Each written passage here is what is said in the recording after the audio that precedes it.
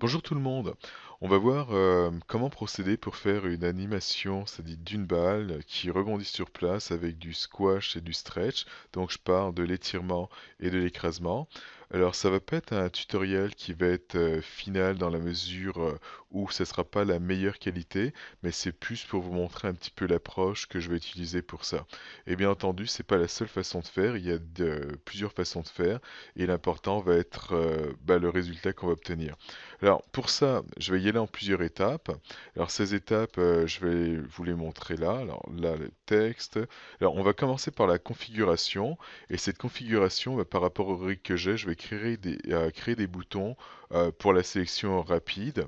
Et une fois que j'aurai fait ça, les autres vidéos, ça va être la planification. Donc créer les pauses dont on a besoin, c'est-à-dire pour second. Alors en second, ça va être un petit peu comme un saut sur place. En fait, je pars de là-bas, je monte et je redescends. Et donc, une fois qu'on aura créé ces pauses, il va y avoir déterminer les différentes transitions. On parle de transition, je vais parler de timing, comment je fais, combien de frames que je prends pour passer d'une pause à une autre pause. Et en ce qui concerne le spacing, ça va être comment je fais pour passer d'une pause à une autre pause.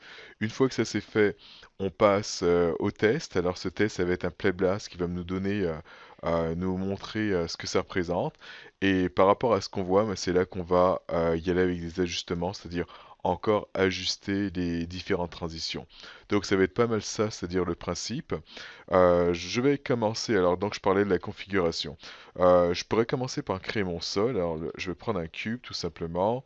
On va l'agrandir rapidement. J'aplatis ici. Je me mets dans une vue orthographique pour passer dans la vue orthographique. Alors je vais animer selon la vue frontale. Donc ça va représenter mon sol.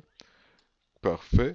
Et ce sol-là, je vais faire en sorte que ma balle soit posée sur le sol. Alors ce que je veux, alors je vais cacher les grilles pour pas être troublé.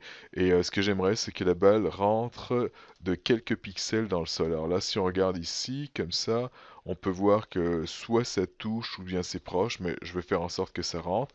Donc en utilisant la touche Alt et la flèche qui va vers le haut, là je suis capable de monter mon sol. Et là on peut voir que la balle, là je l'ai fait rentrer de quelques pixels dans le sol. Alors peut-être le scale, c'est fait. Ensuite, alors là, on parlait de la configuration. Alors la configuration, je vais travailler plutôt que d'avoir à chaque fois changer de vue, m'assurer de sélectionner ça ou encore ça, et faire attention de ne pas sélectionner le sol que je pourrais mettre sous un layer. Je vais créer des boutons qui vont me permettre de sélectionner sans avoir à aller dans la vue et cliquer directement. Alors pour ça, ça va se faire assez facilement. Je vais y aller avec un onglet vide, donc custom. Oh, il n'est pas vide. Bon, alors je m'en crée rapidement un. Donc je vais aller dans ici bouton gauche, Shelf Editor ou encore New Shelf. C'est fait. Je vais lui donner un nom. Alors donc je vais l'appeler B Ball pour Bouncing Ball. Donc ça c'est fait. OK. Et là, on peut le voir, il est là. Et là, c'est là que je vais pouvoir y mettre les éléments de mon rig. Alors, je vais ouvrir mon script editor. Le script editor, si je monte un petit peu, alors les repères, est-ce que je les ai? En fait, ça va être tout en bas à droite de l'interface de Maya. Alors, je vais essayer de monter un petit peu pour vous le montrer. Tac, tac, tac. Donc, on parle de ce bouton-là qui va me permettre d'avoir accès au script editor. Maintenant, je vais pouvoir replacer ça comme c'était. Alors, j'espère que je vais bien la voir. Alors, désolé des inconvénients que ça apporte. Et là, je pense que je suis au bon endroit. Parfait. Alors, j'ouvre mon script editor. Dans le script editor, là, je vais m'assurer d'être dans un onglet où il y a écrit mail, parce que ça va être des commandes mail. Oh, je n'ai même pas vraiment besoin de ça, pas grave. Alors, je vais tout effacer pour que ce soit un petit peu plus simple. Alors, pour tout effacer, en fait, je parle de cette partie-là qui est l'historique, ainsi qu'ici la partie entrée de commande. Alors, pour ça, j'ai des effaces, la partie du haut, la partie du bas, ou encore les deux parties sont effacées. Alors, je commence par mon premier bouton. Alors, ça, c'est le paramètre qui va me permettre, en fait, le courbe qui va me permettre de bouger mon objet. OK? Alors, translation ainsi que les rotations. Donc, du coup, je fais juste cliquer. ou click and drag pour sélectionner ça. Et là, je vois la commande qui est select -r ball control. Alors, je prends ça, je sélectionne et là, je vais aller dans File, Save Script to Share. Je lui donne un nom. Alors, le nom, je vais l'appeler TR pour translation et ROT pour la rotation. Alors, ROT. Donc, une fois que c'est fait, je clique OK.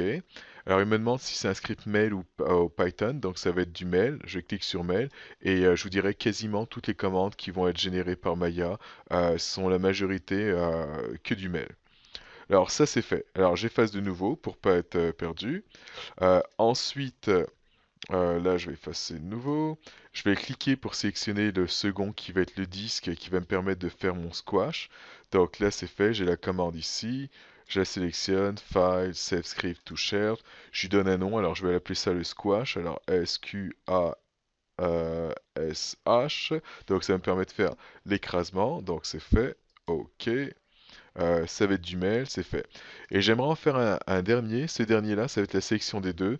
Et lorsque je vais faire mes keyframes pour mes pauses qui vont être importantes pour cette animation-là, bah, il va falloir que je les fasse absolument sur les deux. Alors là, je vais tout effacer. Je sélectionne le premier. Shift select le second. Et là, j'ai la commande qui est là, c'est-à-dire sélectionne-moi la balle contrôle et sélectionne-moi le squash control, comme on peut le voir là. Et je prends tout ça. Et là, je fais encore File, Save Script to Shelf. Et je lui donne un nom et je vais appeler ça All. Donc, ça va me prendre tous les paramètres et je vais pouvoir tous les sélectionner et faire des clés d'animation dessus. Donc là, c'est fait. C'est encore du mail.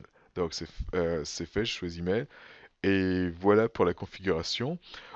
Autre chose que je peux vous montrer, mais bon, qui n'est pas très important dans ce que je veux faire, ça va être concernant, on va dire, ce rig en particulier. Là, si je vais, on va dire, dans la section TRS config, qui va me permettre de déplacer, c'est-à-dire mon objet, l'agrandir, etc. On peut voir que j'ai ici des types de balles que je vais pouvoir changer, comme une balle de soccer, une balle de golf, une balle de basket, etc.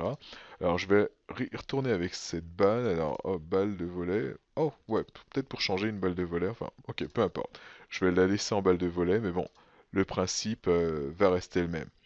Alors, ça conclut cette partie qui était la partie configuration. Et la prochaine partie, eh ben là, on va commencer à faire ses pauses.